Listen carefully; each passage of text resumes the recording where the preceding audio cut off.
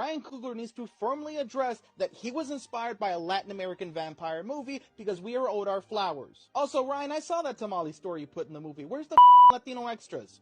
Come on, Ryan, you're so good at putting Latinos in your movie. What the f happened here? You don't put Latinos in the movie, and you steal from the biggest Latino vampire movie? You don't even have the spine to stand up with the black community to protect your own rights, but you have the audacity to be mad that you're not in black movies?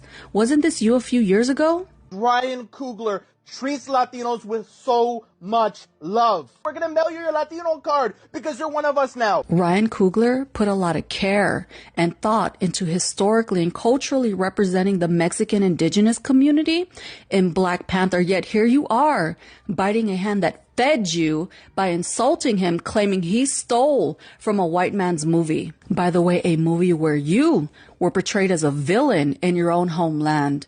The secondhand embarrassment that I get when some Hispanics pathetically come on here and beg for opportunities from the black community, whether it's thinking you're entitled to a performance spot at Kendrick Lamar's Juneteenth show or being represented in a black movie, and then the black community gives you those opportunities, and then what do? Backstab and disrespect like this dude. And that behavior tracks. Looking at those election results just a few months ago, it's not enough that Hispanics already benefit from the civil rights that the black community fought for. Many of y'all still have the audacity to think you're entitled to have the black community protesting on your behalf when so many of y'all voted to have our civil rights taken from us. Yet you never have that same energy for your white oppressors. And that's probably because Hispanic men are the most subservient, most obedient to white supremacy. Stop begging for opportunities from the black community and create your own. Because are you not embarrassed? Where's the reciprocity? You can't even vote right, and that's the easiest thing that you can do. You on call right now? You don't even know that. You are the doctor on call. Does the nurse on 3 just call me and say, nurse on 3 and you get help by any breakdown of communication? Why are you screaming at me? Because you guys do not care. Dr. Sadiq, there's a patient that needs to be assessed. Would you shut up? Are you not? Dr. SEIJIHITO. I have enough of this. Dr. Sadiq, I have a patient. Would you just shut up? Why are you telling me to shut up? It's because you I'm not your child. Don't you have any sense? I did not make a decision to admit him. Do you not understand English? I came in at 11 at Shut up, man. Listen English. No, you don't understand English because you're yelling at me about a patient. I don't decide who gets admitted. I came in at 11 at night. So this patient was already admitted. Yes. That patient was already ours. He was sent to the hospital. Shut up, no. No, you shut up. Don't talk to me like that. I'm not your child. You should quit if you don't want to do your job. So are you telling me you're not going to come and assess this patient? So I can let the director know. No, there's no you guys nothing. Your job is to assess the patient. So go assess the patient. Who gave you your job? It doesn't matter. My job is not to be disrespected by you. You are disrespecting me. How? I came up there and asked you because the nurse down there told me you hung up on her.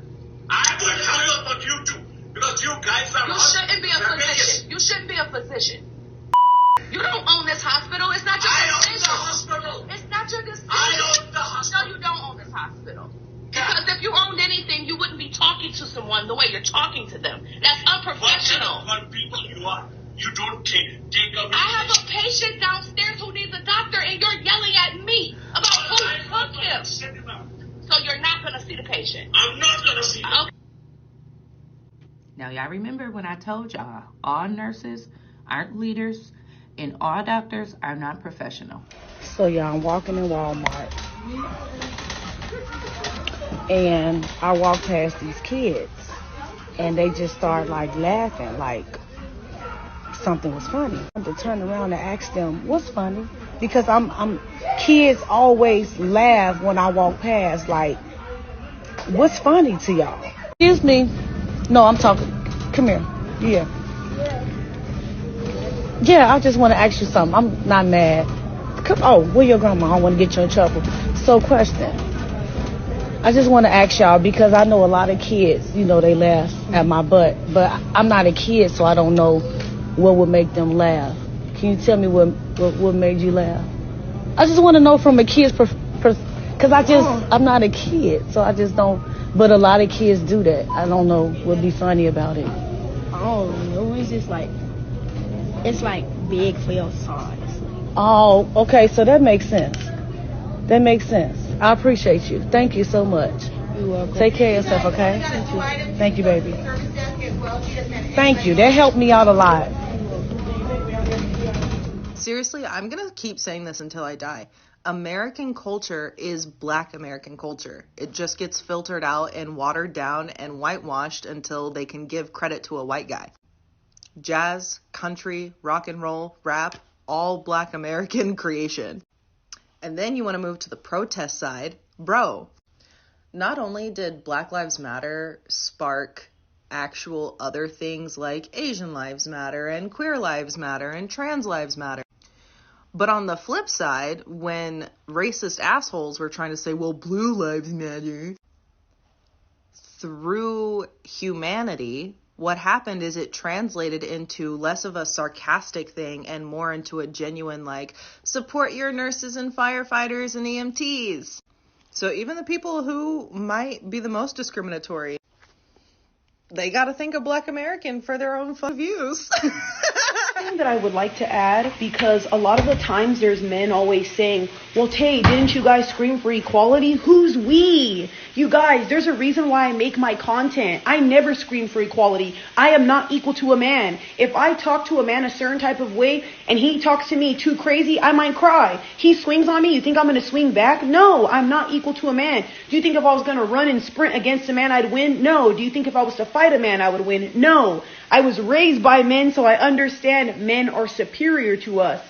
Please stop saying, oh, you guys scream for equality. Not all of us scream for that, you guys. That doesn't apply to every woman. It's all these dumb bimbos who ruined it with the feminism stuff. And you know what?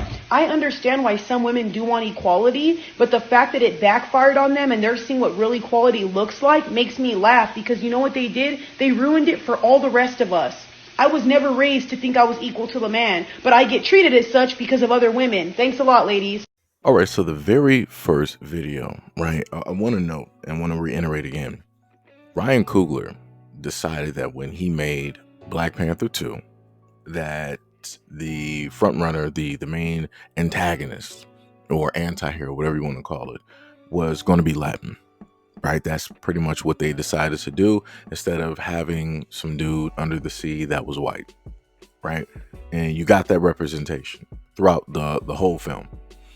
And you also had the people that were with Namor, right? They gave you a whole history, everything directly about that, showed you their beliefs, their civilization, all of that. And you didn't hear any of the Latins complaining. They weren't saying like, oh, we need, Black people to do way more representation in this and the rest of your films. Whenever you sit up there and do this and do that, they were happy. They were ecstatic. But then when it comes into Sinners, for whatever reason, you got Latins out here deciding that they want to get mad at Sinners and get mad at Ryan Coogler. And again, Ryan Coogler decided to put you guys in Black Panther. The title of the film is Black Panther, right? It has nothing realistically to do with you at all. It's a fictitious area somewhere in Africa where they got their own thing directly going on. But somehow, some way, you guys were put directly into the limelight again.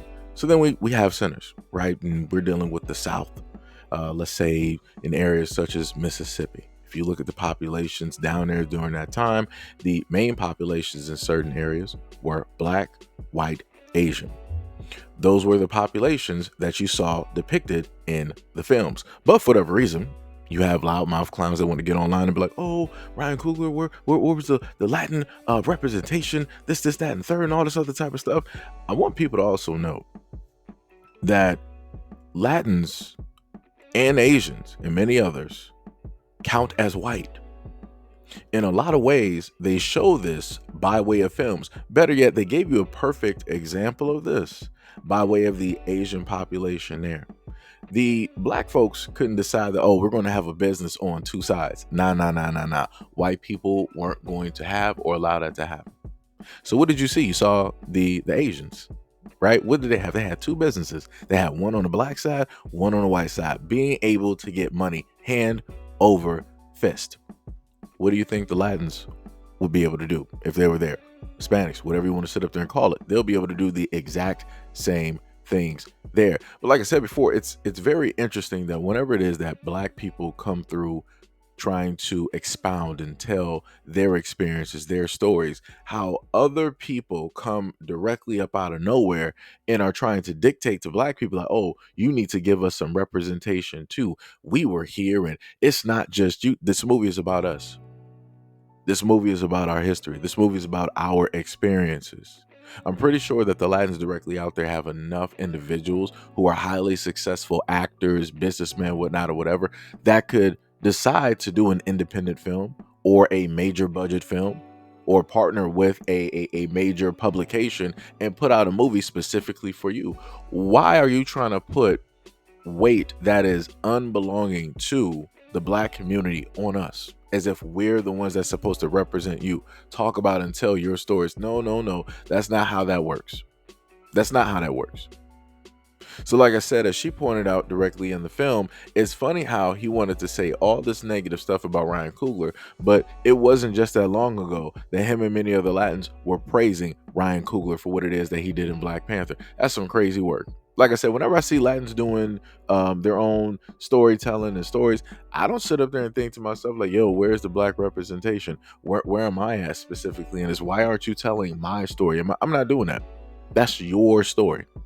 You're going to have your people, your point of view directly in there. Like I said, this is how black people have always been looked at, deemed, and treated in the United States by a multitude of groups in the United States. So I just wanted to highlight this because I find it to be very problematic. This is a woman who uses her body for content. And it don't matter how it is she uses her body for content. You can clearly see it directly in the video of how it is that is set up when she is shopping. It's made so that you can see the certain things that she specifically wants you to see. And she decided not to go to an adult or anything like that. She decided to go directly to a child. And she was like, yo, so, basically, what about, me? What about my body, makes you, want to laugh? Like, why is it such, a conversation when it deals with your age range and group? Nobody finds that weird. Nobody finds that a little bit suspicious that you want to confront a child over how it is that your body basically, it's a little bit weird to me. Because if a child can identify that, yo, you looking, crazy out here because of the way that you decided to, try to add on to God's work, you know this. You know exactly what it is. You know the perspective. You know what people are saying. And it's not just kids sitting up there saying or whatnot. You got grown adults. But I'm pretty sure that you're not going to confront an adult and decide to try to have this conversation. Because now it's equal playing field. They're going to sit up there and tell you off. They're going to sit up there and cut you out. They're going to do a variety of things. So you felt safety in a sense to do something like this, I guess. But again, like I said before, I find it to be weird. I put it to you like this. Just imagine if there was a male content creator that decided he wanted to, walk out of the house and he clearly got let's say a print showing or something like that. Or he's trying to show himself off in another type of way. And then there's some little girl that's sitting up there snickering, laughing or whatnot or whatever. And that grown man decided to confront that little girl. Just imagine the outcries that would be on social media. Imagine what people would sit up there and saying how it is that people would decide to try to get that dude locked up because they would try to paint him as a criminal, somebody that's obviously not in the right frame of mind. Again, I have to try to paraphrase. You got a lot of Geppettos directly out here, right? They would try to paint him as that, right? But notice how when it's the reverse, where you got a woman that is putting herself directly out here on her own content, wearing these types of tight clothes, where she knows that the whole main goal is to draw attention, to get people talking. She wants to sit up there and confront and have a one-on-one conversation with a child. She didn't decide to sit up there and get the mother, whoever it is that the child came with, and have the conversation with the adult. She came directly to the child, who just so happens to be a young boy. Interesting. I wonder what's going to take place as she gets older and he ends up being 18 or 20. I wonder, how everything is going to sit up there and transform then. I wonder how that's going to sit up there and look. Like I said, we didn't had a woman out here who was clear cut in her, 40s, 50s, talking to somebody who was in their 20s, who was the exact same age as, said son. But, it is what it is. Like I said, hey, I guess, it's different rules directly out here, right? It's crazy work. I just want to give a special shout out to Tay. She's been doing content for years, dealing with women and everything else around that whole subject, and pointing out the issues when it specifically pertains to women, how it is that they move, how it is that they talk, the things that they like to come up with, and all the, like I said, a variety of different issues and scenarios and problems that she's pointed out. Give her flowers. And she specifically stated something very simple directly in here, that I as a woman am not equal, nor do I want to be considered or equal to a man. Because a lot of women don't even understand what that even entails. And that's the part that a lot of women refuse to pay attention to or decide not to educate other women specifically on. If I as a man see another man as equal to me, that means that, okay, well, if anything is about to happen, if you're talking a little bit too much, then guess what? We're going to fight. We're going to settle this. We're going to see how this is going to sit up there and go. That's normally how men operate. That if somebody's saying something a little bit out of whack, you're not paying attention. You're not looking at the temperature of the room. You're not looking at the body position. You're not looking at the body length. You're going to end up finding out because you didn't want to pay very close attention. You didn't got a multiple, warnings without anybody saying something, and you decided to still go on those actions. So men are going to do what men normally do, right? That's equality amongst men, right? People will heavily argue, get physical, or in the third option, people will inevitably lose lives, right? When women state that they want to be equal, I'm looking at the fact that you're telling me that you want to be able to do the exact same things that men do on an everyday basis, which is basically fight and, in a sense, lose their lives in a lot of instances over foolishness, over simple conversations. And you're telling me as a woman that you want to be a part of that madness. You want to dive deep directly into that realm for what? Like, are you stupid? Like, that's some clown type of work. Like I said, for me, I don't understand it. I understand and know what it is to be a man. I've had to sit up there and go through life. I had to grow up to get to this point. But now you have women that are sitting up here saying like, oh no, I'm equal directly to a man, and I can sit up there and fight. I can hang with the best of them. I don't understand why you would want to. That's where my mind basically, that's where the hamster falls off the wheel. I don't know why you would want to tempt fate. I don't know why you would even want to try. Everybody has a place and a spot on this whole plane of existence that was specifically made for them. And at this moment in time, I'm looking at women online and others outside of online simply stating that their spot is not good enough. They want to also hold down and have the spot of men. They want to be directly in that realm too. They want to be able to go to and from. Just like I listed to you in the first video how the Asians were able to go back and forth when they dealt with, oh, we got this side over here with the whites, and then we got this side over here with the blacks. Yeah, that's basically the same thing. Having your cake and eating it too. Right, you just cannot have enough. You just want more than what is allotted for you. You don't just want that slice. You want the whole cake and then some. It's like, that's crazy to me. And I keep trying to tell women, I'm like, you don't know specifically what it is that you are asking for. Like the life that men basically lead, the life that men have to walk and go, this is not the life that you specifically want. You're like I said, women like to fantasize a lot of things. And when they fantasize a lot of things, they leave out all of the negative stuff and just leave all of the good stuff. And that's the problem. A lot of women live in delusion and they don't want to focus in on the reality, on what it is that men have to sit up there and go through. What it is and how it is that men are basically deemed and all of these things. Like I said, you got women out here cherry picking, but at the same time saying that they want equality. You can't cherry pick equality. You have to just take it or not have it at all. That's just it. You got your spot and then we got our spot. It's that simple.